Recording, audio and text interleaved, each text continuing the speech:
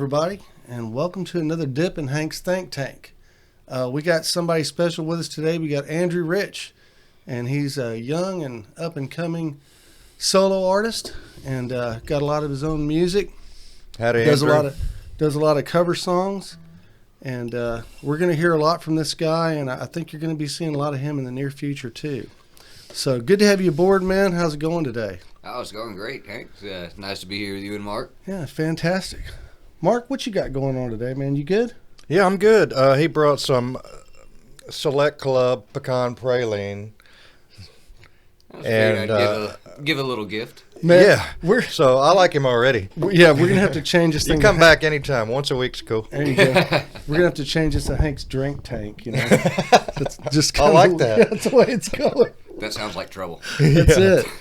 So hey, man, I was checking you out on Facebook today, and also looking at a bunch of your YouTube stuff, and I was really impressed. Got a real good voice. You play the guitar great. I was pretty envious on that, so I kind of stopped looking at the whole guitar part and just tried to, check out your music. Jealousy is a bad trait, man. It really is. It sucks, but I'm there. I can't help it. I'm an indifferent guitar player, to be honest.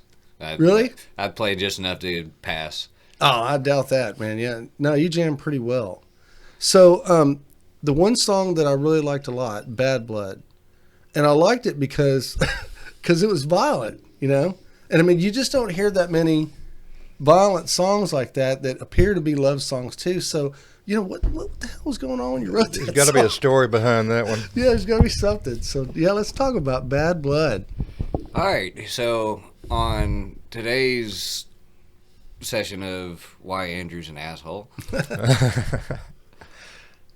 I was living in Austin at the time in the Hyde Park area, and I was sitting out on my balcony with my roommate, and just sitting there smoking a cigarette, and we could hear this argument coming down the road.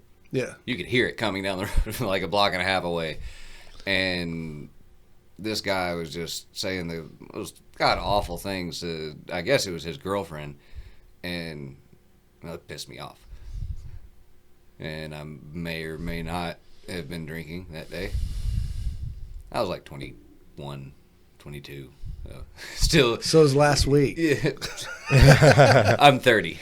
Are you really? Yeah, I'm 30. You don't look it. I would have pegged that guy about 25 years old. Yep. No, I'm 30. Yeah. Wow. So anyways, I went down the stairs and walked up and was like, hey, you shouldn't be talking to her like that. Yeah. I might have been a little bit more forceful in the way that I said it.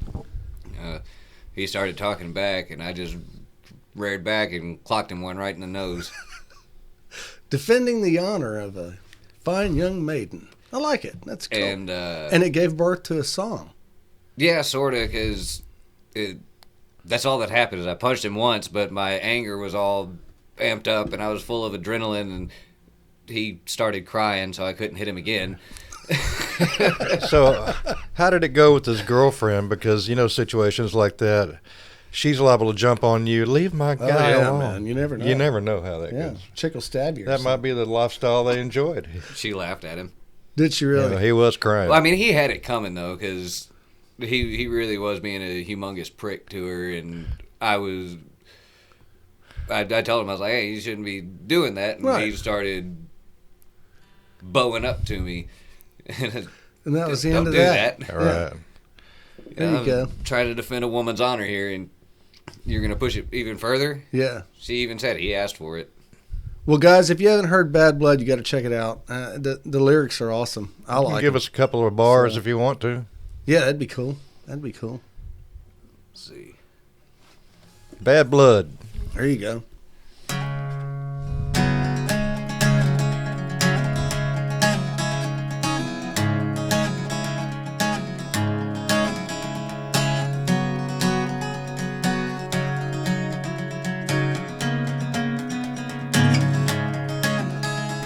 They say there's a calm before the storm.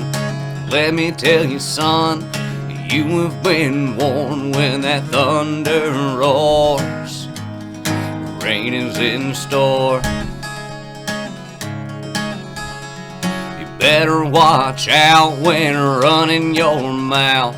Storms have a tendency to migrate south, and when the lightning comes down, better not be around.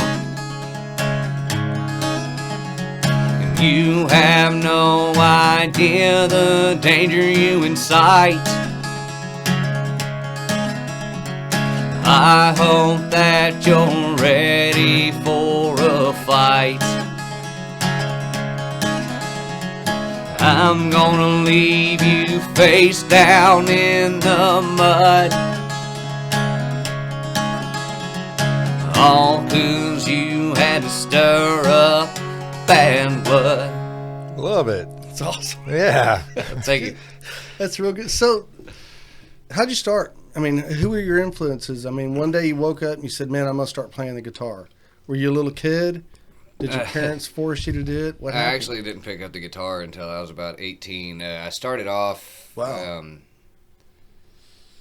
I don't know, I think I probably wrote my first set of lyrics when I was 8 years old. I was always had a fascination with words and with writing, and Started off as a poet. yeah, well, I mean, I was trying to write songs, but I couldn't play any instruments, and didn't know nothing about singing. And when I got a little older, in my early teen years, I started trying to see what I could do about selling songs and stuff, but I had no music to them. All I had was some words, and didn't know anything about the music business. Yeah. Just trying. Made a little bit of headway in a few areas. Had a couple of bands that covered a few songs that I did, but nothing major, nothing that I ever monetized or whatever. Right. Pretty much just gave them away so somebody would be out there doing the songs. And after a while, I just got tired of not having music to the songs, and I started teaching myself how to play guitar. What was your first guitar? And where'd you get it? My first guitar was this. Everybody's always embarrassed about their first guitar. Oh no, I'm not embarrassed. I loved that thing. I beat the hell out of it. It was this god awful red sunburst J Junior, which I think is like a knockoff Johnson or something. Yeah. It's like a little cheap $50 guitar that I bought from Humble Music. Wow. And I had already started learning on somebody else's guitar, 'cause Yeah. I just had access to it, and I taught myself how to make some chord shapes, and then started finding songs that I knew good enough to attempt it. Yeah. Any And- YouTube stuff you learn off YouTube or anything? Not really. No? Wow. I kind of did things back-asswards. About 3 months after I picked up the guitar and started learning, I started throwing myself into trying to do performances. Wow. That's and- pretty quick, though. I mean, 3 months, I was still trying to learn Three Blind Mice and shit like that. I had like, I don't know, 7 or 8 songs that I could play. No, that's pretty good. In 3 months? Man, that's jamming. Yeah. And you're jumping up in front of people? Yeah. That's one of the hardest things for me. I get pretty good on, I thought, some stuff, sitting on my bed at home. But man, even family. Yeah. Hey, Mark, get your guitar. Sure. Oh, shit. Yeah. I'm over that, but at first it was like, oh my God, I'm dying up here. And I've never played in front of anybody because I already know it's going to be a wash. It's going to suck. He's too hard on himself. I'm kind of a freak of nature. I don't get scared or nervous before a show. I don't get scared or nervous whenever I'm on stage. Like, that's what I live for.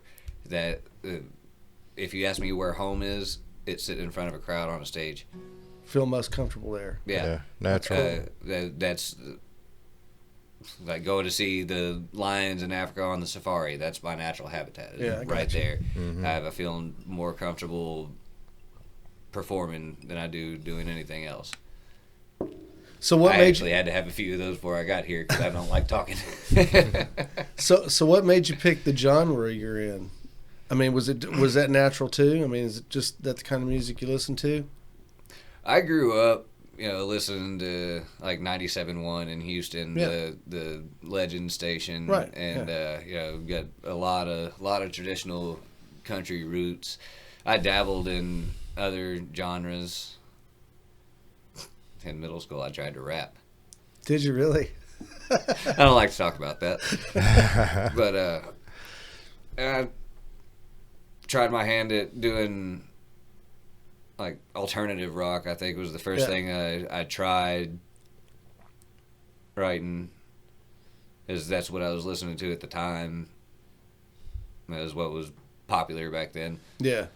And that was back before you could actively go out and search for music and find good music. Right. Easily like you can now. Nowadays with the streaming and the internet, you can discover all kinds of amazing artists. Mm-hmm. But, yeah, and they're not getting paid for any of it. Yeah. That kind of sucks because it's a shift in the music business from what it originally was. And I guess it was harder to find artists back then, but at least people were making money. It's the only way you're going to make any money now is to perform. That's absolutely correct. Yeah, or merchandise sales and things like that. So the music almost has to come out for free to start out with, and once you get a following, you can. Has anybody tried to pigeonhole you into a category, country soul, or anything like that? Not that you want to be in a category. No, I've never really had anybody attach anything to it. But sometimes it can be cool when they do. Like Sundance Head, he's a friend of mine, and I love the fact that they call his music soul country. Mm-hmm. Yeah, it's the first time I'd ever really heard that before. Like Jason Isbell, I've heard his stuff described as Southern folk, and I thought that was pretty cool. Like that sounds awesome. Mm-hmm. So I don't know what to call what I do. It's just Andrew Rich music. I like it. Yeah. There you go. Create your own genre. Yeah. Nothing wrong with that. I don't think I can name it after myself, though. I'd have to come up with a cool name for it. I don't know. We'll work on that. We might have to. We'll work on that one. So did you have any major musical influences as a kid? I mean, you had to have a favorite. I guess everybody did when they were children, But as a kid, who George you remember? Strait. Yeah, I was thinking maybe George Strait or the other guy, and he's still around. I can't remember. For some reason, I can't remember artist names the past 2 days. Maybe it's all the drinking I've been doing or what. So, yeah, George Strait. I mean, he's a lot of music, incredibly different voice, I think. Because first note, you know who that dude is. Oh, yeah. George is iconic. Yeah. Yeah. Classic country music. Yeah, for sure. If you ask anybody in the world, name a musician from Texas, they're probably going to say either George Strait or Willie Nelson. Right. Yeah. Because they are Texas. Yeah. I really want you to notice my shirt. Oh, nice. Yeah. The Willie shirt. It is his birthday. Today? Today is his birthday. 88 years old. Happy birthday, Happy Willie birthday, Nelson. Willie Nelson. 88. Man, I figured But, that dude'd be 188 by now. He what? I figured he'd be 188 by now. No. Well, today's youth needs to really start thinking about what kind of planet that we're going to leave for Willie Nelson and Keith Richards. Yeah, and Keith Richards, I was going to say that. When we're gone, what are we leaving for them? Yeah, for sure. Sitting here quoting internet memes. There you go. That's a good one, though. But back to the question. Really, have you ever seen the movie Pure Country that George Strait did? Yeah. My favorite movie of all time. It probably had a lot to do with me becoming a musician, and it also had a hell of a lot to do with having the balls to do it the way that I did it. Is a scene where he takes off just walking with his thumb out. Yeah. I did that for the first 5 years of my career. Really? Yeah. There's some stories there. How far did you go on your thumb? I didn't go out of Texas, but you kind of don't need to. Right. Texas is bigger than France. It sure is. Texas is huge. I think you can fit about 3 Frances inside of Texas. Fun fact, I've been to Rhode Island, and it's about the size of Greater Houston. Yeah. The entire state. Yeah, we got more people, though. Yeah, for sure. But, you spent any time in Austin? That's a Texas music scene. I lived in Austin 3 separate times. Let's see, I lived in Hyde Park at one point, I lived up north off of 183. I lived in Pflugerville for a little while, and then the last place I lived was over just south of Riverside at Oldtorf in 35. Yeah, that's got to be the seat of the music scene, I would think, in Texas, at least.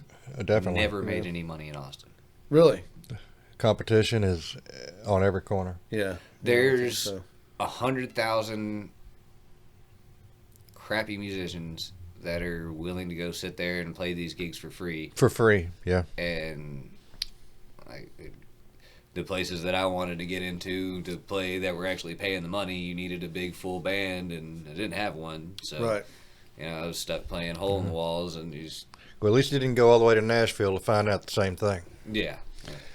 Yeah. It would have been I just walked to Austin. Would have been the same thing. Yeah. I'm not kidding. I walked about half of it. That's a good long walk. Have you thought about, or maybe you have on and off, had a duo, or maybe anybody up on stage with you? Oh, yeah. I love doing song swaps and stuff. That's it's a fun way to do a show because, for one, you get somebody else that you can feed off of and go back and forth, and it also takes some of the load off of you. A 4-hour show turns into 2 hours worth of playing, which I actually have. I mentioned earlier, I have got 8 hours worth of music here. I've done it. Actually, here in Splendora at Montana's, I did a benefit there, and they were doing a bikini car wash, or bike wash rather, and they didn't start it until right when I was finishing my set, and everybody came outside, and I was like, well, I guess I'm just going to go ahead and do another one, since y'all are all out here now. Right. And so I just played another 4 hours, and it would have been a lot easier if I'd had somebody to help out, Yeah. So, but that's working there. So when you're writing your songs, and I'm always curious about this because I've never been able to write a song. I've kind of sat down and tried, and it just didn't work out. And I think it's because I wasn't exactly sure of what approach I should take. Do you write the melody first, then write the poetry behind it? Do you write the poetry first and hope you find a good melody for it? I mean, what's your method? What do you do? And does it, I guess it probably varies for each song, huh? It varies for each song. Yeah, I'm lost then. Let's see. For Ain't gonna happen example, for me. one of my songs, which you'll never hear this one on the radio because they're not going to play it on FM radio. It's called Worth It. And that one, I came up with the melody first. I was hanging out with my uncle, drinking beer, and we were just sitting on the back deck. And I started playing this little chord progression on my guitar and making stuff up. And he kept poking and prodding at me to keep making more up to it. Mm-hmm. And so I was just making it up on the fly. And he wouldn't let me stop and pissed me off. So it turned into a murder song at the end. But that's actually a really good song. That's one of my favorites that I've written. It's different. I've read both ways with researching my guitar heroes and band people, and they ask that question a lot. Yeah. And they all have a different answer. And they wake up with a melody in their head, and it's got kind of a vibe or an emotion about it, and they'll put some words to it, or the other way around. Yeah. And just whatever it hits you. It depends. Like you can't have a formula. I'm looking at the list, and the next song up right from Worth It is Whiskey Kiss, and that song came from something that a girlfriend of mine said. We were at a Jackson Taylor concert at the Whiskey Barrel in Cleveland. I don't think it's even there anymore. The Whiskey Barrel in Cleveland. I've heard of that place, but I don't know where it's at. Yeah, I think on 105 right there at the corner. Corner of 105 and was it 327? I think something like that. It's been a long I lived time. there in Cleveland in 99 through about 04. Jackson Taylor is a friend of mine, and so whenever he showed up that night, I walked into the bar and bought me and him each a shot of Jim Beam, and after I was done talking to him, I walked back out and I kissed my girlfriend, and she goes, "Ooh, whiskey kiss." There you go. Birth of another song. Man, that's got to be a song right there. That's what I said. That's a song. Yeah. That's good. So So how many do you have that are your own? Because I tried to make a determination, couldn't figure it out. There's just too many on the internet. I was like, oh. See, on this list, there's 28. Like I said, I need to take title story off until I can find where my copy is of it, because I have no idea what the words are. How are you protecting them copyright-wise? Well, I actually am part owner of a record label. I own Gypsy Kind Records with my friend Thomas Kita, and he's an attorney, and he handles all of our copywriting. Yeah, good. So, Cool. let's see, just going up the list, where the wine is good. I had worked a really long day, and I'd been single for a while, and I was thinking about what it would be nice to come home to, and so where the wine is good was born. And see, something upbeat. I used to play a lot of slow, sad songs. All my covers were slow and sappy, and everybody was, play something upbeat. Play something upbeat. And I got so tired of hearing it that I wrote a song called Something Upbeat. Really? Cool. Perfect. Yeah. Yeah. Silver Tongue Devil. I'm not really sure. Not really sure how that one came about. I don't really remember. It doesn't have any kind of specific story behind it. It's just a song I wrote. Well, that's cool. So let's get back to playing for a minute here. All right. You want an original or a cover? Hey, man, you choose. This is your house. Technically, it's your house.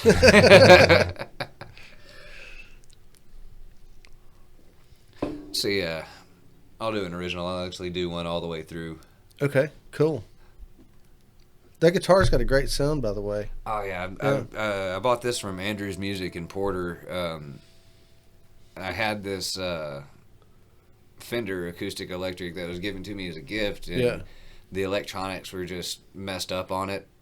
And I was playing a show, and it sounded like I had horrible, messy overdrive on it. And it's an acoustic guitar. Yeah. And I was playing through a soundboard and speakers. Yeah. So who'd you deal with up there, Howie or Andy? Actually, I was dealing with Sadie for most of the time, most of it, but Andy did the checkout. Yeah. Okay. Cool. But I know all of them. I've been going there forever. Good people. Oh yeah. Yeah. Good place. But yeah, I had to buy a new guitar because I had another show coming up, and I was in there. And did you want an Alvarez, or did it just feel right? You know, because there's guitars that just it felt right for my wallet. I've had brand name guitars that just didn't feel right. You know, and then off name guitars that felt great. Yeah, so I mean, it just depends. I'm really practical about it. You know, I go with what I can afford. Yeah. And you know what sounds the best. There was another. That's a good sounding guitar. There was another Alvarez that they had that was like the neck size smaller, or not a smaller body, just a different style body, and it was just smaller, and it didn't have as warm of a tone. And right. I've got a fairly deep voice in a lot of songs, and even whenever I'm going into higher ranges, it just a warm guitar complements me better than a jangly. Yeah. Good choice. Can't stand a tinny guitar. Yeah. Like, is this a banjo? So what we're going to hear? All right, this one is called Fall in Love with No Regard. There we go.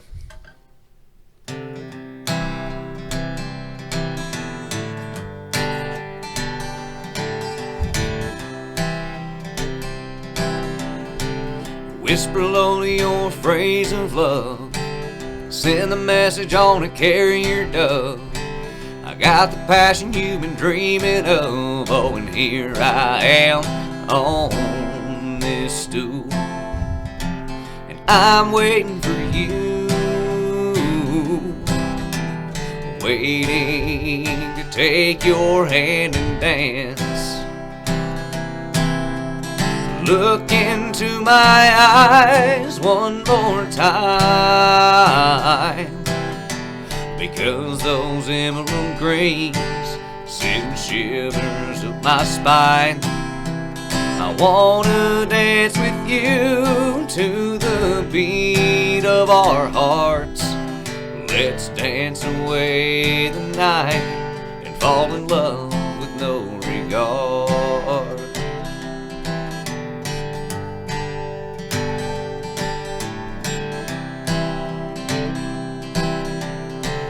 Brush me gentle with a lover's kiss, swaying slowly to the rhythmic shifts.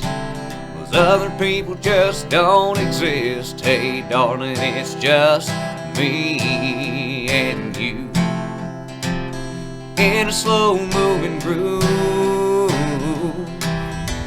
Caress your pretty face in my hands.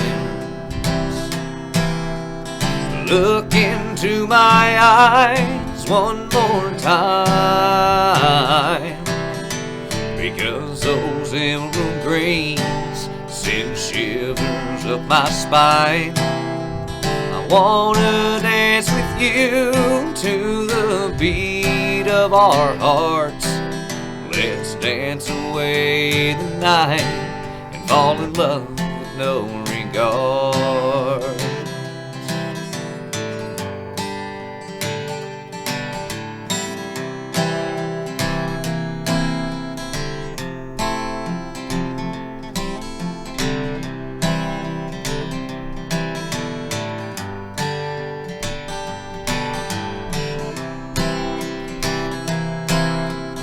Look into my eyes one more time, because those emerald greens send shivers up my spine. I wanna dance with you to the beat of our hearts. Let's dance away the night and fall in love with no regard. Let's dance away the night, fall in love with no regard.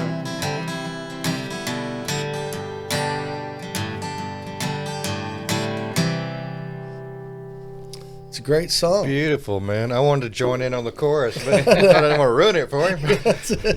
Well, thank you. That's a good song, man. Thank you. So I was thinking while you were playing that, I'm like, a lot of guys need a band to back them up. You don't need a band. You're good. Thank You you. know? The So there you C7 just really walked it around. Yeah, perfect. I love that transition between a C7 and an F. It just sounds Yeah. like it should go there. Exactly. go. If it wasn't there, you go, what's missing? C7. I think it. that's actually how it ended up there. Yeah, it's a great song. Good job. Great song. Thank you. Clean. Yeah, sounds good. So, do you have a collection on CD that you've got piled up in front of your people watching you that are available for sale? I don't have anything available for sale right now. Are the downloads still free right now? I've got some acoustic tracks that I've recorded. I did a couple in the studio, and some of them I did myself, and those are available on my website at andrewrichmusic.com. AndrewRichMusic.com. Can they download them there? Okay, yeah, you can download them there. Anything on Spotify or any of that other stuff? No, not right now. I'm working on doing another album, and Cool. I'm still trying to decide if I'm going to record some of what I got here or if I'm going to write new material for it. I haven't decided what I'm going to do. That song needs to be included. It's a Yeah, good song. That great. one. I mean, there's definitely going to be some of these Yeah. that go on there. I might write another one or two to go with it, but that one's definitely got to be on there. Awesome. So you got any gigs coming up? Let's see, May 22nd.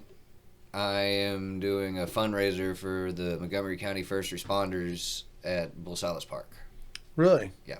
For ESD7 or just Montgomery County First Responders altogether? From what I understand, just Montgomery County First Responders altogether. Okay. Yeah, so that would cover Porter, that would cover Mm-hmm. New Caney and all of them. Yeah, and Conroe and Wow, Woodlands. it's a good and- deal. Yeah, I believe it's all of Montgomery County. I'm really not sure. Yeah. I don't have all the details yet. I Actually, wonder who else is slated for that. 8 hours Andrew. Yeah, you got the songs Even for Andrew it. doesn't want 8 hours of Andrew. I'm sure. He told me who else was playing, and I can't remember, and I just talked to him today. May 22nd. May May 22nd. 22nd. Yeah, No idea what time I'm it's playing. got to be a weekend, I would imagine. Well, with these bars opening up, you're going to get busy. I'm hoping so. I see you're doing some open mic hosting. Yeah, and I bet that's fun. Yeah, I was hoping that one was gonna turn into an every other week deal, but just on Wednesday nights in that place, there's never been any kind of crowd, no matter what we do. And where's that at? Nico's place. Nico's? In Kingwood. Okay. Nico's Bar and Grill. I mean, I like the place. I've played there many times. It's just some places it's hard to get a crowd on a Wednesday night. Sure. Yeah, Yeah. I can dig it. Especially now with the whole COVID damn thing. Well, Wednesday now- night, Now that's even starting to, without the COVID. yeah, but now that's starting to flatten out. I Yeah. think it's gonna be better. You know. I'm just ready for him to stop trying to make us wear masks everywhere. It'll happen. You know. I hope so. So yeah, it'll happen. It's just gonna take some time. I get a little bit unreasonably angry about it sometimes. I think we all That's do. a song in there somewhere. Everybody's Yeah. tired of it. You know. I refuse to write a So- COVID song. I've thought about it 100 times, but I'm not doing it. No, I wouldn't Not either. gonna do it. Yeah, I wouldn't either. So, you got any musical heroes? You got besides George Strait? I mean, you got anybody in your adult life that you think, man, this guy or this gal is just the shit? And Tons of them. really, that's good. Yeah, Are they all in the same genre? Or are you? no. I across listen the board, to huh? music all across the board. Hell, whenever I'm reading books, I have a epic classical music station that I listen to. Yeah. No Wait. Canadians, though. I hope, huh? He's got to think about Canada. Does Cody Canada count? No, I don't think so. Yeah, let's see. I always cite Jason Boland first because,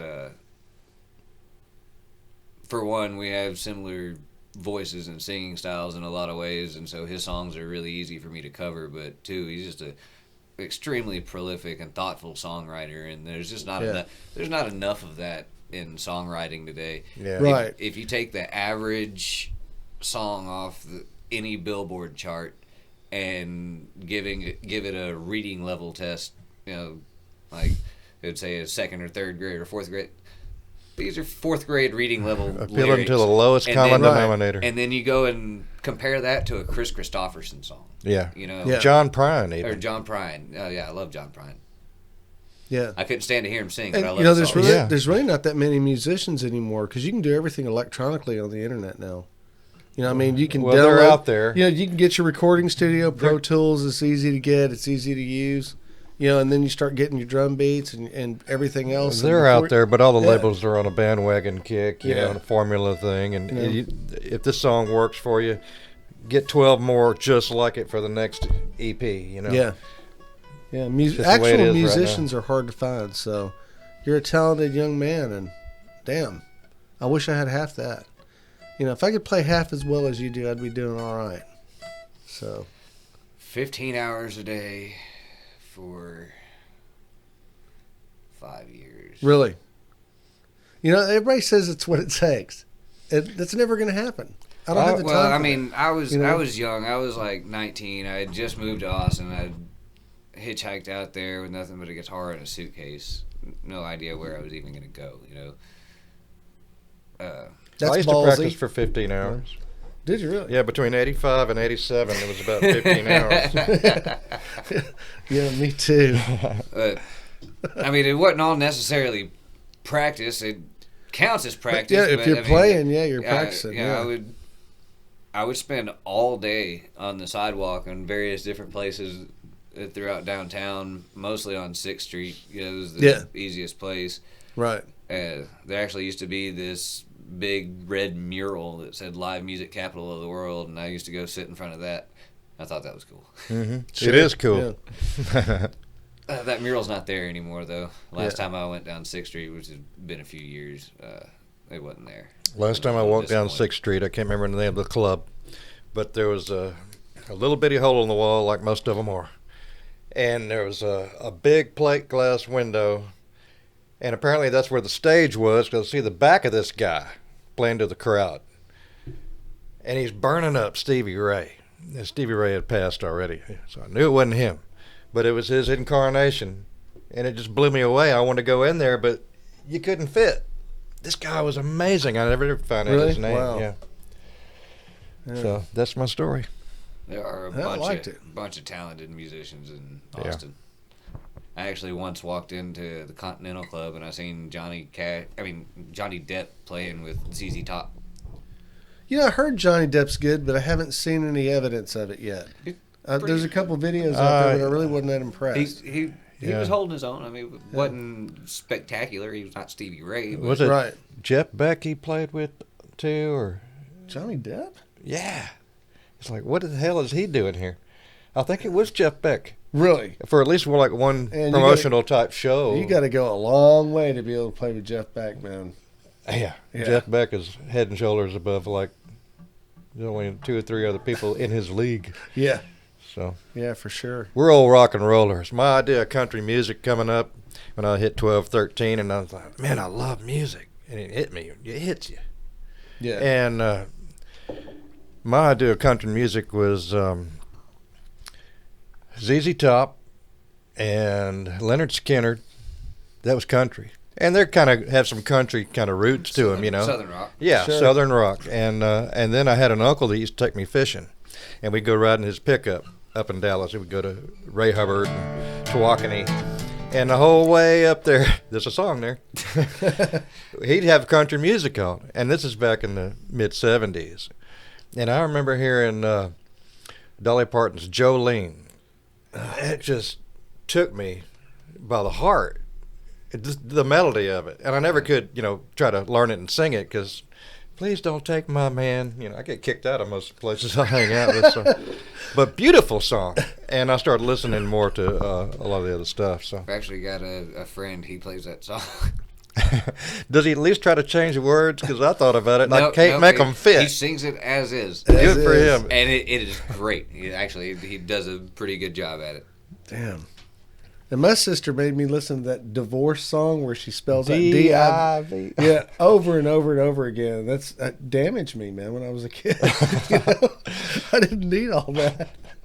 It's like, what are you trying to do? It was just a horrible song, I thought. Well, she's trying to protect the little kid by not letting him It's like, geez, man. hear what they're talking about. Yeah, I was like, turn that down, and that's, But back then, I was, my hair was this long. I was listening to Black Sabbath, and, so it was horrible anyway. When I was growing up, when I was a little bitty kid, my dad played Little Richard, Ray Charles, Tom Jones. It was always in the Tom house. Jones. And good music is good music. Yeah. In fact, Ray Charles, it goes all the way back, talking about soul country. They credit Ray Charles with starting that movement. Oh, yeah. And he was Sure. big enough to say, I'm doing this. And they're like, please don't, Ray, no. And it was just beautiful. He started his own thing. And good for him. That's I love Ray Charles. Oh, yeah, absolutely. Thank you, Ray. There you go. Absolutely amazing, amazing vocalist. Yeah. So do you have a favorite writer? Oof. No, I don't. Really? I'll just flat out say no, I don't have a favorite writer. There's too many great ones out there. Yeah, there are a lot Just, still, fortunately. I mean, I do like the songwriters. That like Townes Van Zandt and Todd Snyder. Couldn't carry a tune in the bucket, but Right. Yeah. wrote great music. Bob Dylan, Jim Croce.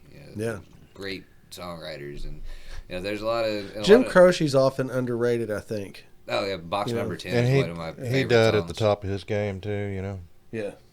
Yeah. He was an awesome guitar player, too, Mhm. though. I mean, yeah, try to play any of that He had a stuff. sideman. Did he? Mm-hmm. Who was it? I don't know the guy's name. Huh. I'll be damned. I didn't know that. Some hippie-looking dude. Really? Yeah. I thought he always played by himself. Not always. Wow. I'll be damned. You learn something new every day. I'll look it up. Yeah. When we're not on the air. I don't want to be rude. Cool.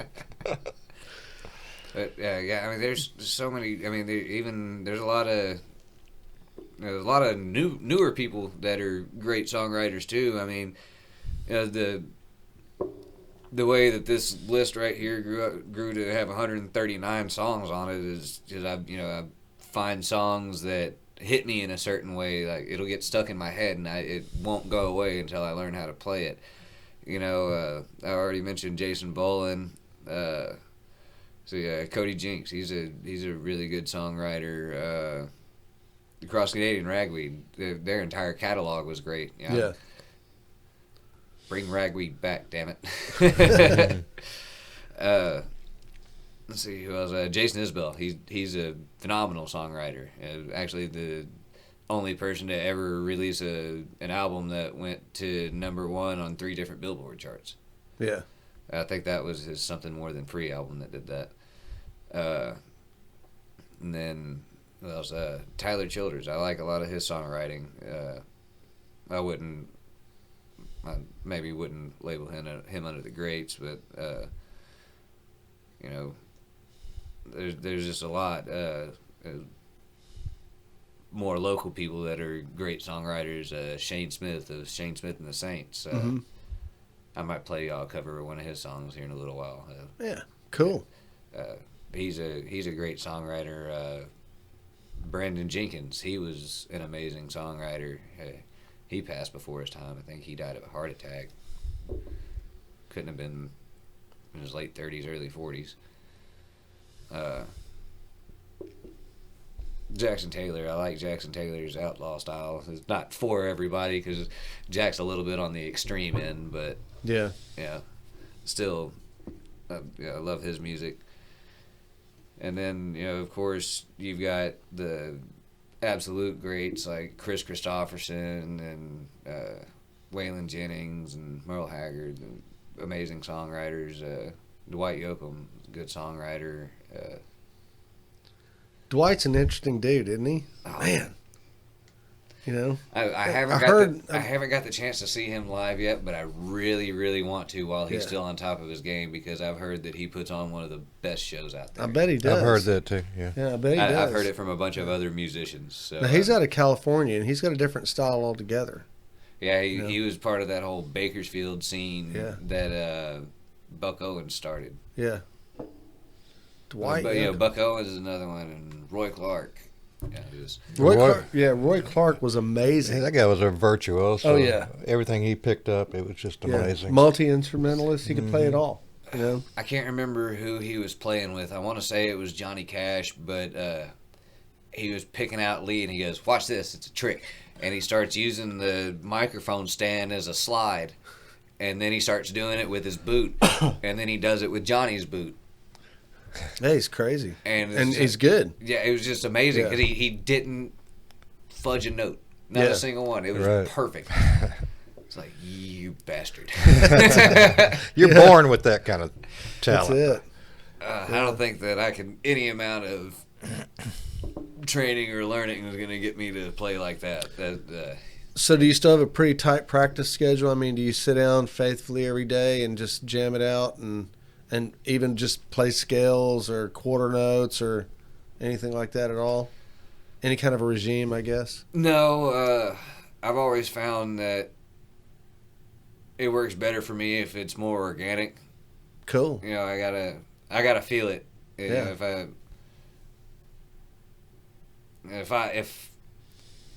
If I've got a show scheduled, I'm gonna feel it because I'm amped up and ready for the show. Ready to do it. Like I was saying before, I'm more at home performing than anything. So if I've got a crowd, I'm good. Mm-hmm. But as far as just like sitting at home, I've got to have the inspiration, because if I start trying to force it, then I'll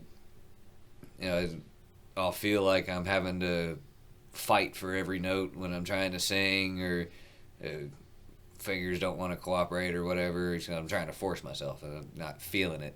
Yeah. So when you first started putting it all together, playing and singing, did you have any trouble at all? Because when I first tried to play and sing at the same time, for some reason I actually questioned whether my brain was wired right to be able to do it, because I couldn't do it. If I sang, it stopped playing. If I played, it stopped singing. I just couldn't find the coordination to knock it out. Especially if you're doing a walking around kind of thing. But just strumming, you know, you can sing Yeah, to that. I'd still get lost. Timing would get off or something. It was just horrible. Timing with while singing was the hardest thing, and even now, you know, nobody's perfect usually on their timing, unless you got, you know, if you don't have anybody backing you. Right, it's got really, a metronome in the background, a drummer, you know, yeah. But actually, the way that I learned how to play guitar, I learned singing at the same time. Because I taught myself shapes for chords, like I said, and then found songs that I knew good enough to be able to try. And the only way that I had to try it was to play it and sing it. Wow. I mean, I guess I could have tried playing along with the radio or whatever, but I didn't think of that. I just started trying to sing it, trying to match the rhythm the best I could. And Yeah. It worked really well Whatever, for you. yeah, whatever works That's for you, sure. you know. Yeah. I was terrible when I first started. I think everybody's terrible when they first start, but you're supposed to improve, and see, that's where I went wrong. I just didn't improve. You're just in a rut. You think? I've been in a rut for 20 years, man. Yeah, I've been in a rut I know for the a long same time, licks I too. did when I first started. Yeah. I got good at mediocrity, Yeah. and here I am.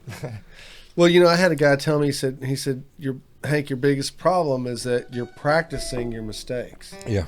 You know, and so I'm becoming perfect at making mistakes. And so I'm just a sloppy, nasty player, and it sucks. And that's why, you know, I have this room actually because I used to come out here and play so nobody could hear me because it was that bad. It's like, and I used to say, okay, I just want one day where I come out here and magic happens. You know, nah, never got it. I had a couple minutes here and there, and it was good, but, you know. He's too hard on himself. Depends on how much you drink, I guess. The more you drink, the better it sounds, I'll tell you that. That's it. Yeah, the more I drink, the better you sound. So let me ask you something. As far as chord progressions, things like that, I mean, you say you're self-taught, but you've got to have some music theory in there somewhere because you've got to be able to knock down a melody along with your lyrics. And the only way I think, and maybe I'm wrong, but the only way I think you could be able to do that was to have some knowledge of music theory. So, I mean... I read a lot. Yeah? So can you read music? Somewhat. I can't... More tablature, I can't, guess. you know, I can't play by sight. Yeah. Tablature is easy to read because it's literally just... This finger here. Yeah. Yeah, Yeah. tab's easy, but... I can read music, but I've got to read it like I'm translating a language because that's actually what I'm doing. Right. But I can't. I can sight sing, but I can't sight play. And But I mean, how much theory do you think actually goes into when you're working on a composition and you're like, let's say, Bad Blood, for instance. You know, you're working on Bad Blood. You get to a certain part, and you know that you need to, you know, do a transition or something like that. Does any music theory that you know come into mind? You go, okay, well, I can go from the F to the G or whatever. You know what I mean? And that'll all still be in the same key and it'll sound good and sound right. Or do you actually just noodle around till you find it? I mean, I understand keys. You know, I know keys, and for the most part, I know what chords are within what key. Yeah. And Tough. I've got. It takes a long time to learn that. It's tough. I've got a half-ass understanding of music theory. Yeah. I probably should, you know, make it a point to learn more, but you know, mostly I kind of just know the guitar, you know, where I want it to go or what I'm trying to get. You should just say it. Say, hey, Hank, it's natural ability, dude. Sorry, that's just the way it is. I don't need music theory because I got it. That would be an untrue answer because Is it? I mean, it is an untrue answer because I mean, I had the necessary tools available to be able to easily learn, but I still had to learn. You know, it still was a lot of effort and a lot of trial and error, and it looks easy now, but you know, if you've been a plumber for 12 years, it looks really easy whenever you go and repipe a house. But yeah. But at first, yeah, you'd be lost. As a guitar player, he's a very good plumber. Yeah, no shit. So how let's take Bad Blood, for instance. How long did it take you to put together the whole song to where you say, hey, I like it, this is good, it's complete? Half an hour Really? for that one, yeah. Damn. I would have thought a couple days at least. Worth It was probably the quickest one that I ever wrote because I think that took like 10 minutes. Really? Because I wasn't writing it down. I was just standing there making stuff up, and inspiration. My uncle was recording it. So, I mean, I just wrote it real quick on the fly, but that's not always the case. Let's see. Fall in Love with No Regard. That one took me a couple of days to write. So that's a great song. You have any on the burner that you're kind of working on when you feel like it? I've got one that I've been kicking around. It's called Time to Walk Away. Is kind of what I'm thinking. But I don't know how long or when that one's going to be done because it's sort of supposed to be a duet. So I got to find a girl with a pretty voice to do a duet with me. There you go. You got great titles too, man. All the songs have really interesting titles. They're good. Yeah, like I said, I always had a fascination with words, and so like to try to think of witty stuff sometimes. And then like Worth It. There's one instance that I say Worth It in that whole song. Really? Like the very last line. Yeah. That's cool. Do I have one that... So where do you see yourself as an old man? You're all done, and what do you have to do to say, I did it? This could be it. I mean, everybody has their own I did it moment. Yeah, let's say you're 58 and you're all crusty looking like I am. And kicking back, looking at your life, wondering, man...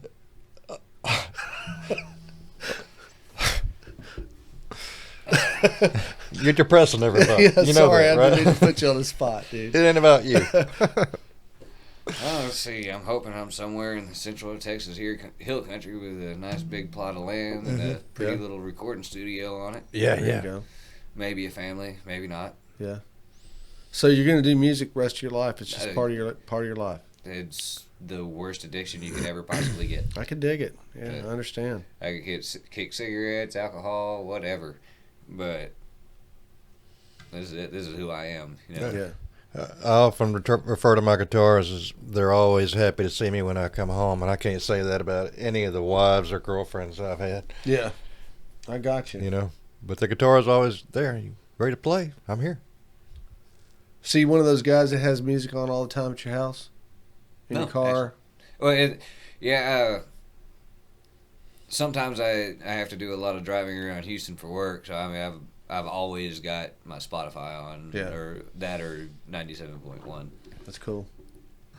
Yeah, I'm one of those car singers. Yeah. Usually you have a tune in your head, I would imagine, too, huh? Something going on. Yeah, there's always a song or something. You know, in the middle of focusing on something that takes a lot of concentration, and then I've got I want to do bad things with you. I love that song. That's an awesome. Did you see the movie or the series? Yeah, actually, I watched the series because I learned the song, and then when I learned You the song, can play that song, dude. You got to play that song. You have to play that song. But I tried to learn that song, couldn't do it. it's easy. I couldn't. You have to show me how to do it. It's like there's 3 chords. I couldn't do it. It's a great song. And did you see it, True Blood? Oh, dude, True Blood's worth watching. It's pretty good. You know, I was very, very skeptical. What's that little chick's name in there? What's her name? Sookie. Sookie. Yeah. Yeah, she's cute. Yeah. Suki? Sookie. Yeah. Sookie Japanese Stackhouse. No, Sookie. No, she's little blonde white girl. Little blonde white girl. Yeah. You ever seen the? It's a vampire show. She was Rogue in the one of the X-Men movies. Really? Yeah, she played the girl that her touch killed people. Oh, wow. Yeah, I'd never seen her in anything else. So. It took me like 3 episodes to realize who she was. Like, it was really bothering me because her face looked so familiar, but her hair was completely different. Yeah. Yeah. Yeah, you got to watch the series. It's worth it. Okay. True Blood. I'll check it out. Yeah, and actually, I really like the graphics in the opening of the because usually I'll fast forward through that kind of stuff when I'm watching a series, but on that particular series I let it go every time because it was amazing. It was good. Yeah, the rattlesnake and all that. Yeah, it was really good. I dug the song the first time that I heard it. I was just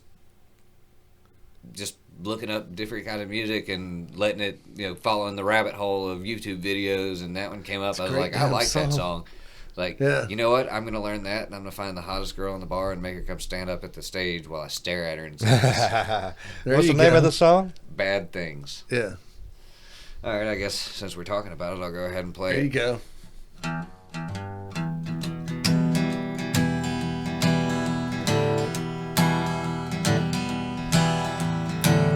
When you came in, the air went out, and every shadow filled up with doubt. I don't know who you think you are, but before the night is through, I wanna do bad things with you. I'm the kind who sit up in his room, heart sick and eyes filled up with blue. I don't know what you've done to me, but I know this much is true. I wanna do bad things with you. Okay.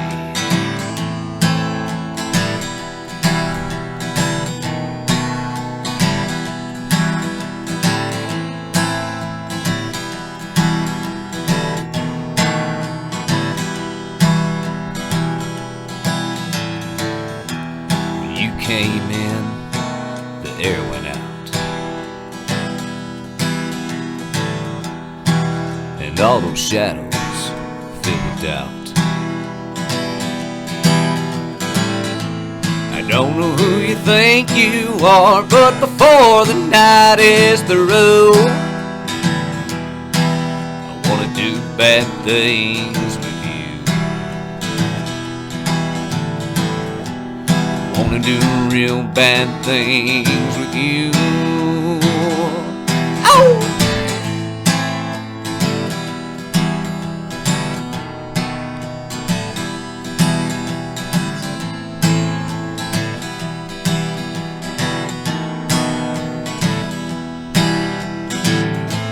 I don't know what you've done to me, but I know this much is true.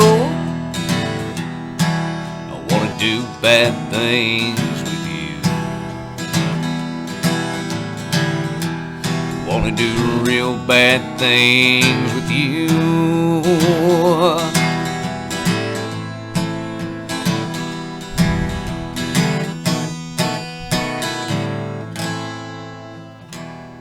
Yeah, man. It's damn good. A haunting melody. It's awesome. I love that side, and that's what grabbed me first was that melody, and then I really listened to the words. I was like, "That's definitely a panty dropper that I gotta throw in." Yeah, it's good. So who did that song? Who? Jace Everett, Jace Everett. Has he done anything else that's recognizable? No idea. Wow. Yeah. I probably should look into that because I like it, and He might have. sounded just like him too. it's always nice whenever I find somebody close. that has. If I can find somebody that's got a similar range to my natural speaking voice, it's really easy to cover. Like I can go to. Are you familiar with Jason Boland? Mm-hmm. My life was as empty as the bottle by my bed. My friends turned into strangers. I was all but dead. Jesus came and found me there.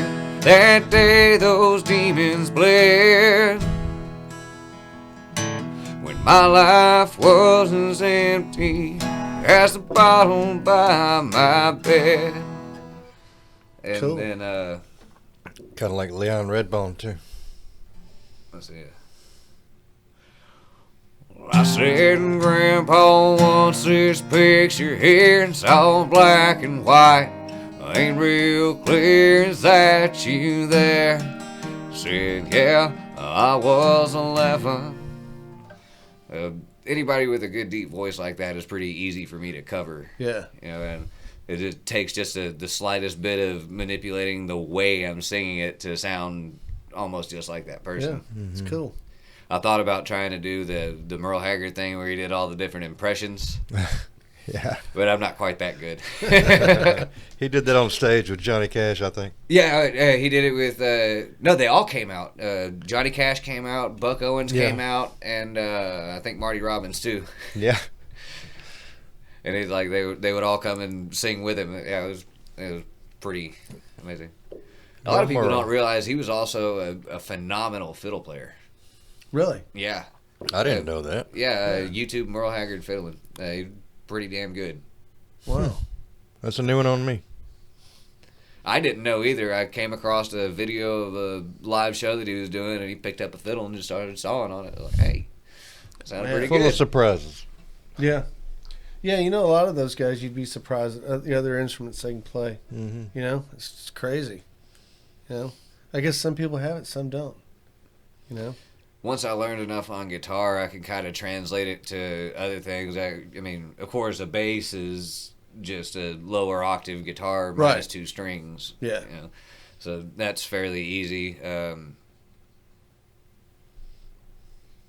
All I do, like with chord sheets or whatever to refresh my memory, I can play the mandolin or ukulele or anything that I can make chords on. All I gotta do is remember the shapes, you know.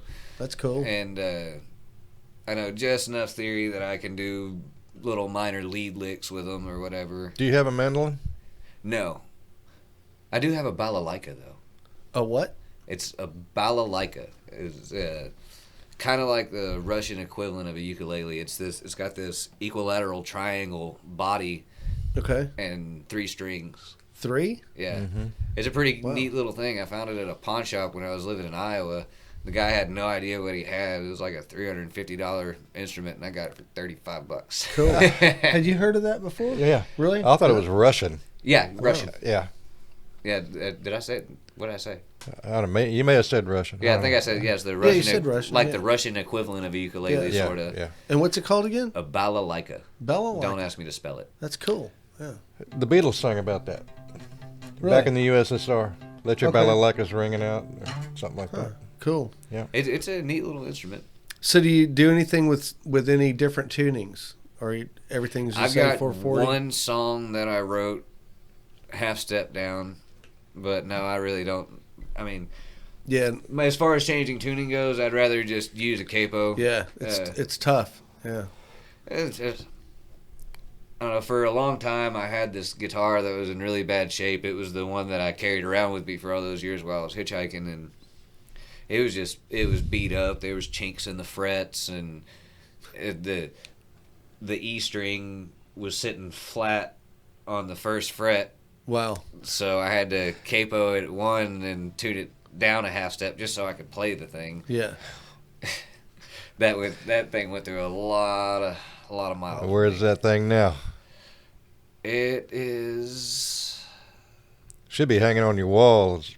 I've still got it. Yeah. It depends on whether it's with my grandparents at their house or if it's where I've got stuff stored in Central Texas. Yeah. I know I don't have it at my house right now. Seen Willie Nelson's guitar, huh? Trigger. God, that thing is Yeah. a piece of He's got a guy that is dedicated to repairing that hole. Or one of his techs, that's his job. Really? That hole in that guitar has been repaired many, many times. He likes the way it sounds with the hole, but it's coming apart. Yeah. So they repair it, and then he wears it out again, and they repair it again. And they have to repair it with a softer wood than what's around it, Yeah. or the wood around it goes away. So Why can't he just get a different guitar? that's his trademark. Trigger is part of the band. Yes. Yeah. That's how he puts it. Trigger is a member of the band. Yeah, it's weird, you know. And I've seen it, and it's like, dude, just get another guitar. I think he bought But then that. again, I mean, How many think of how guitars? How many guitars do you have?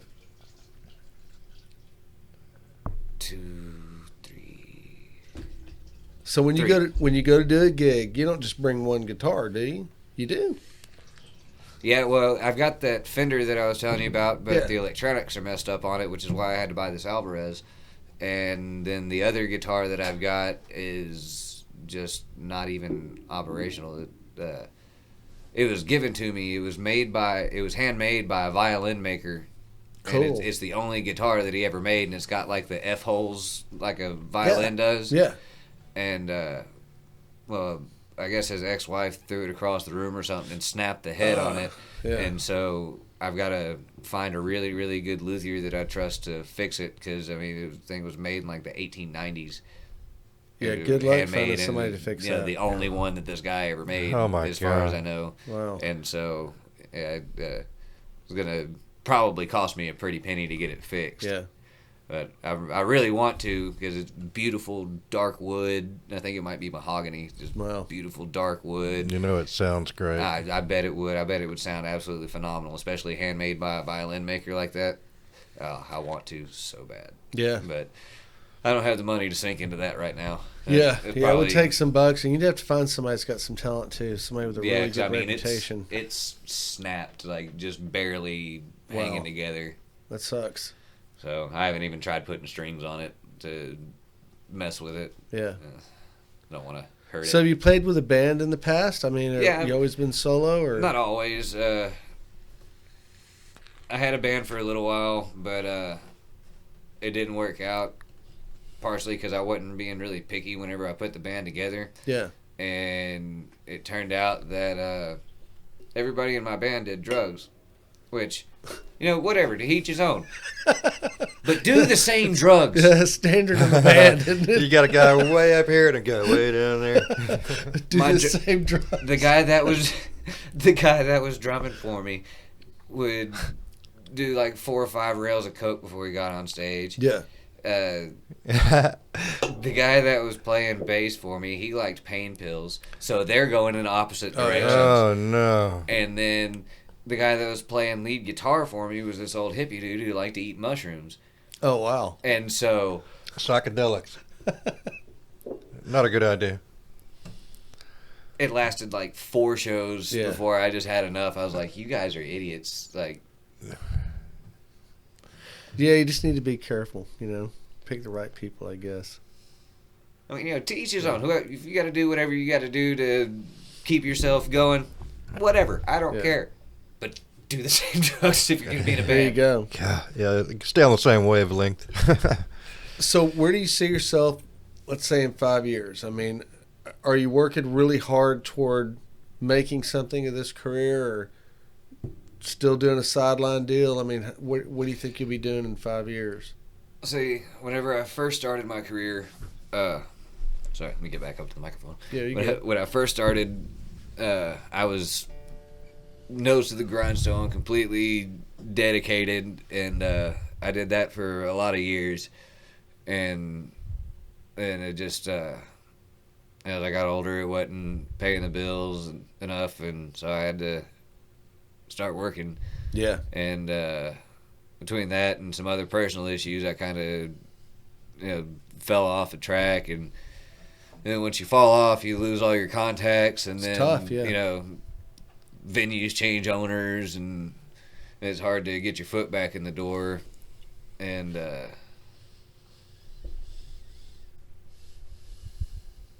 don't know, I guess about 4 years that I played, just shows here and there. Wasn't really too worried about it.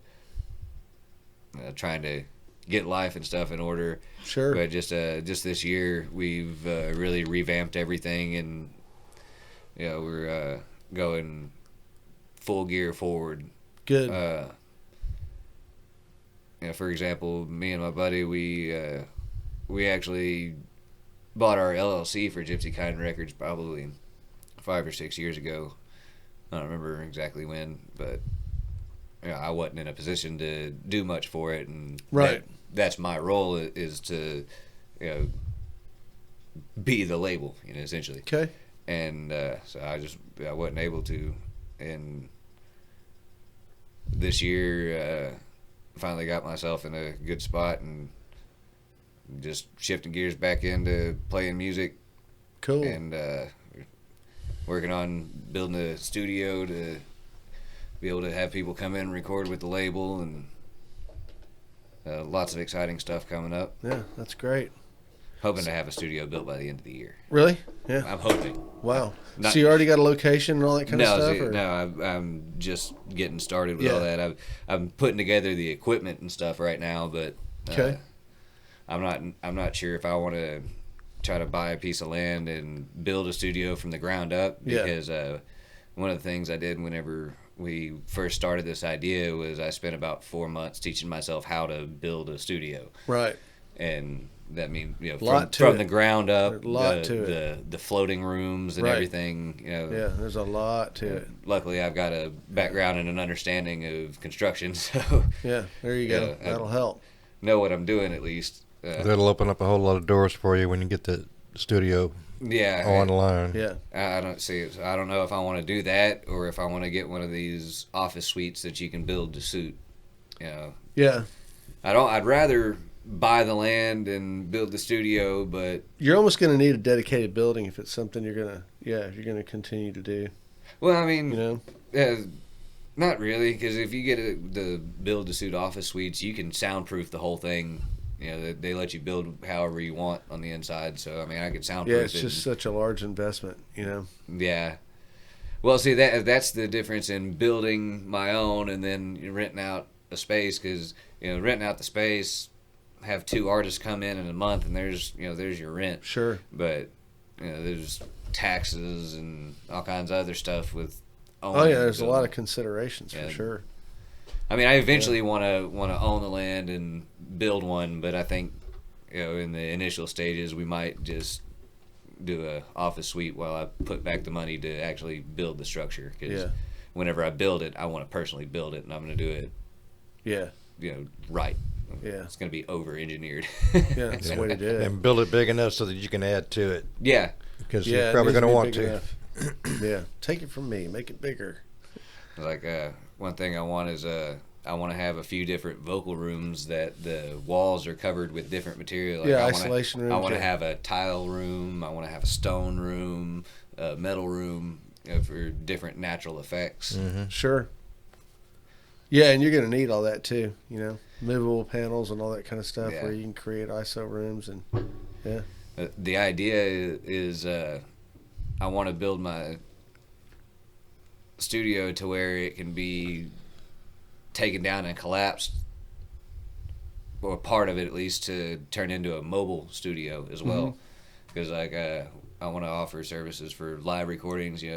We'll go out and record a band's live show, and then I also want to be able to go and record in cool places like those rest stops. Sure. Have you ever heard the acoustics in one of those? It's amazing reverb Yeah. inside. If Yeah. if you can capture that sound right, that'd be awesome. Go out to one of those at 2:00 in the morning when there's nobody there. Yeah, Yeah, good idea. cool. Yeah. A lot of famous people have recorded some of their best stuff in their bathroom. Oh yeah. Yeah. Closets and all that kind of stuff. Yeah, just someplace they can get some quiet feel to it. Honestly, some of the recordings that I did just sitting in I was sitting in a shed with a laptop and my soundboard and just filling the things. And it's kind of difficult to record that way because you can't record 2 separate tracks simultaneously. Right. You got to do it all at once. Yeah, either all at But- once or try your best to overdub it. Yeah. Tough. Yeah. Yeah. But some of those recordings sound better quality wise than some of the ones I did in the studio. Yeah, it's interesting, and can't that's really kind of tell the way the difference. business has gone. You have so many people now that can record great in their bedroom just because the tools are available now. You can always clean it up. You can get rid of the hum and get rid of this and get rid of that and, tune in your voice and all that. So, I mean, stuff like Pro Tools, man. Mastering is where Yeah, you need an the engineer. studio, yeah, you where need the a good engineers engineer do. to master. You need Yeah. somebody that's got good ears, and usually, and this is just me talking. I think it's going to take an older person too. It's going to take somebody who's had years and years and years of listening experience, and years and years and years of listening for that particular detail, to be able to master out something good. Anybody can mix and master, but to have somebody actually put it together the way it needs to be done, it takes experience and a lot of it. You know, Absolutely. somebody who's listened to all kinds of music and listened to all kinds of music under different conditions, you know. So yeah, think about that when you hire your engineer, you know. I'm going to probably end up trying to do a lot of the engineering myself, you know, whenever time permits. You got a great ear, so you'll be able to do it. So yeah, I think you'll be able to knock it out. So Pretty much it's just a learning curve with software. anything else, yeah. Yeah. Just like anything else. Like anything else. Yeah. That's it. If I can teach myself how to run a highly sophisticated survey and GPS system, I can handle a audio program. Oh yeah, yeah, and it's pretty simple these days. Well, why don't you play us one final tune and then we'll cut this thing off. And man, I've really enjoyed having you here, though. I think you're a great artist and doing really well. It's too bad you got to leave that guitar with me when you leave today. That'll do it. Yeah. You don't ask for much. Part of the deal. You signed something around here, didn't you? Yeah. Hope you read that. Al, you got to trade me an ovation. No deal. That's a left-handed guitar too. I doubt you'd be able to play it. Where do you think these came I from? can, but badly. All right. All right, So what are you gonna do? You can do a cover for us? Or Yeah, I'm one of gonna your do. I'm gonna do a cover. Okay. Because I had said earlier that I would play one from this guy. This guy's a Free bird. You got to go sit outside for this. Damn it. Every time. Shane Smith and the Saints. I know he's from Texas. I'm just not sure where exactly. Okay. I haven't bothered to look that up, but yeah, he's another one that's got a voice on the same kind of timbre as I do, and I really enjoy his songs. The first one I came across was called Coast, and I really like the energy of it, but I might blow out your microphone if I try to sing Coast. So I doubt it, and if so, I've got a replacement mic for it. So what do you think? we're not gonna Coast worry or about right it. side of the ground? Okay. Shane, if you happen to see this podcast, hope you enjoy the song. All right, so this is Coast by Shane Smith and the Saints. Cool. No, this is Coast by Shane Smith and the Saints. Take two. I'm allowed a mulligan, right? Oh yeah, absolutely.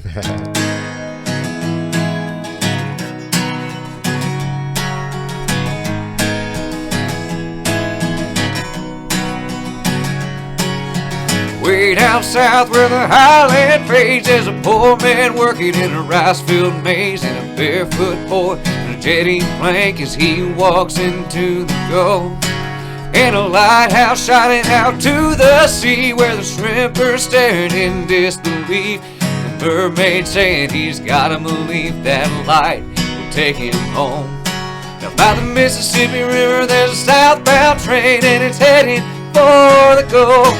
Gonna buy my ticket and hold it tight till I know I'm getting close. See me running down the alleyway looking for the jetty, searching for my soul. You know, oh, I'm heading for the coast, for the coast. Too many young people trying to run their lives, too many rich folks trying to change their minds. I'm tired of the hustle, get out of the bustle every time I see the light. Tell me, baby, can you feel my soul? I'm rolling with the rhythm on cruise control. I've got 3 chords to speak the truth to Willie Nelson, that's a country song. Now by the Mississippi River there's a southbound train, and it's headed for the Gulf. Gonna buy my ticket and hold it tight till I know I'm getting close. See me running down the alleyway looking for the jetty, searching for my soul. You know, oh, I'm heading for the coast, for the coast.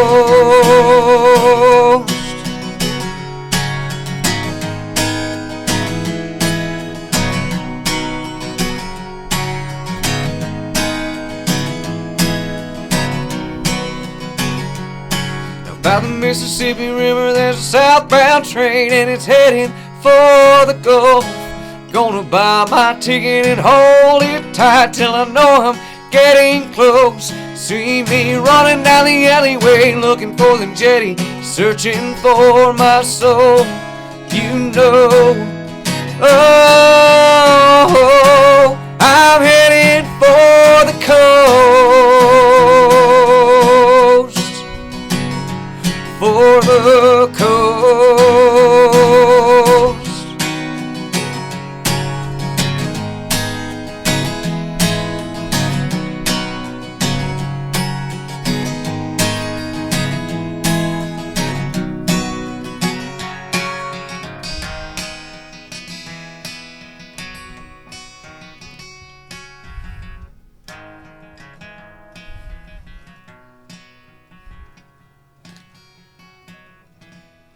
Yes, sir. Awesome. Thank you. Yeah, that was great. That's one of those ones I wish I'd written. Yeah, that was a good song. Beautiful, man. Can't tell you how much time I've spent down in Galveston or Corpus Christi. It was right down there on the coast. Yeah, Love it. there you go. All right, Mark, got anything else for this young man? No, we'll be keeping up with you. Remind everybody how to find you. All right, of course. Well, for those of you who can't see, my name is Andrew Rich. Last name is R-E-I-C-H. That'll get confusing. You can find me at andrewrichmusic.com, or you can search Andrew Rich Music on Facebook or YouTube or Instagram. I'm on most social media. I don't have Twitter. No, I'm not a twit. That's okay. Yeah. So you can find me all there. Any phone numbers? I know you've got a booking agent. Yes, I've got a booking agent. Her name is Penny. Penny Sprayberry? Yeah. For booking purposes, you can contact us at booking@andrewrichmusic.com. Cool. We typically don't do a whole lot over the phone. It's easier for email. Okay. Plus, Fantastic. it's kind of dangerous just throwing out Yeah, I got phone you. numbers. So is there any type of deals that you like? Do you do private parties, stuff like that, or do it all, or? I do it all. Private parties. Like I said, I've got that fundraiser coming up. I do a lot of benefits. I try to do as many benefits as I can every year because I believe that I've got something that it doesn't take a whole lot for me to be able to do, but I can genuinely help people with it. Sure. I can't tell you how much money I've raised for cancer patients and such like that. I did a huge double benefit for when Dallas got hit by all those tornadoes around Christmas time. Yeah.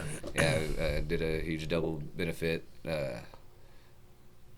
One of them was at Cindy's Hog Hangout in Caldwell, Texas. And Cindy Smith, she's a wonderful person. I've done several benefits with her and had birthdays there, all kinds of fun stuff. She's a great person. And That's awesome. I'm sure we hadn't heard the last of you. I'm hoping not. I enjoyed being here, fellas. Yeah, you're an impressive young man, and I really think that in 5 years you're going to be a whole lot farther than you think you will. So, got a great voice, you play well, and guitar's got a good tune. I think I'd hang on to that one for a while. And I like the way you wear your hat. None of this backwards crap or, the latest. He wears it like a man. Yeah, like There you go. like Well, a real hey, man. sometimes when I'm surveying, I got to wear it backwards because you bump your That's damn that's instrument. functional. Yeah. That's different. Yeah. All right, guys. If you have subscribed to the channel in the past month, me and Mark appreciate it. All the cool kids have. Oh yeah, Be everybody cool. has. We're on our way. We're doing well. If you like what you saw today, let this guy know, man. Drop a couple of comments and hit like, and get some other people to subscribe too. Get your mom on the channel. Females are gonna love this dude. I can tell already. So, yeah. I'm single, ladies. There you go. But give him a listen and check him out on Facebook. Again, that's Andrew Rich Music, and that's R-E-I-C-H. So you can always get in touch with me if you need to get in touch with him too, and I can kind of connect you guys together. So if you want to book him for a party or an event, let him know, let me know, and we'll make sure and get that thing going. Andrew, it's been great. And you played good music for me, and I was really, really impressed with the theme song, True Blood. So, and after we cut off, man, you're going to have to show me the chords again. So, but yeah, that was pretty good. And I enjoyed it. And guys, I guess we're out, man. We did all we could for today, and thanks a lot for coming, man. Hey, Mark, thank y'all for having me. All right, man. Good. We're done.